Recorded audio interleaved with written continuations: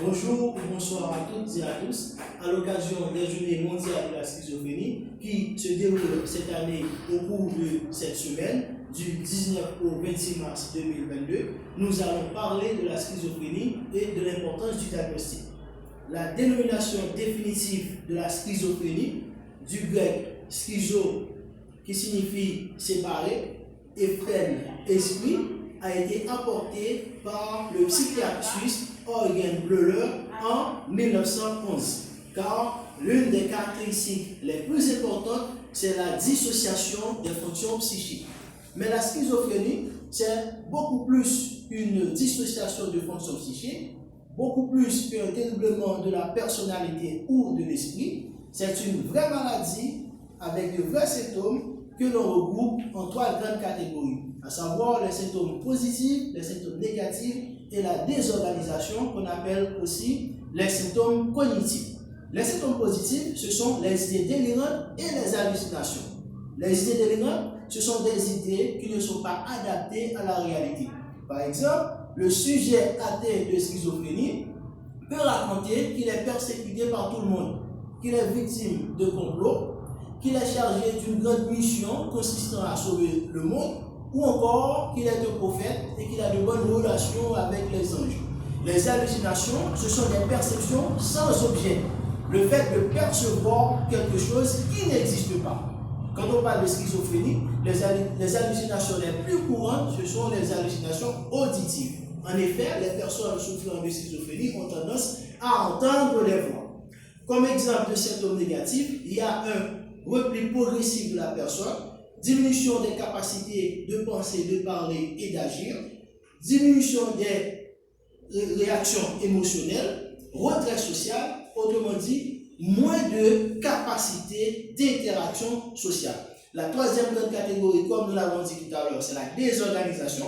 La désorganisation, c'est la perte de la cohérence de la pensée. La personne n'arrive pas à organiser ou à planifier ses actions. Cette incapacité affecte son fonctionnement professionnel, domestique, scolaire ou universitaire. Elle a un comportement nettement bizarre qui se manifeste par exemple par un manque important d'hygiène et de soins apportés à sa personne. Un discours disgressif, vague, circonstancié, pauvre ou encore trop élaboré. C'est une maladie qui concerne toutes les sociétés. C'est 1% de la population. Dans tous les pays, on a à peu près cette prévalence. En Haïti, la maladie mentale est aussi courante que l'hypertension artérielle ou le diabète. On la retrouve dans presque toutes nos villes du pays. Cependant, il n'existe jusqu'à présent pour tout le territoire que 2 institutions publiques neuropsychiatriques.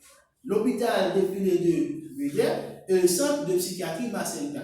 Ils sont nombreux, le nombre de personnes qui sont diagnostiquées de schizophrénie dans ces institutions psychiatriques.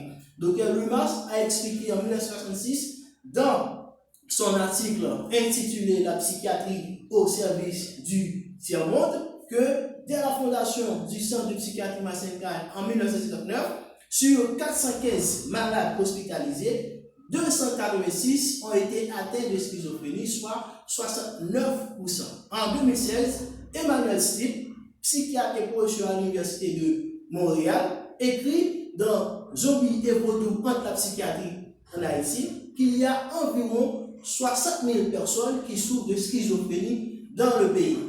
Beaucoup de gens croient que la personne souffrant de schizophrénie, c'est quelqu'un qui est victime de sort, quelqu'un qui est possédé d'un mauvais esprit ou encore qui est victime d'une malédiction jetée par une personne jalouse. Cependant, on ne peut pas mettre de côté cette conception, on ne doit pas la rejeter d'un revers de main.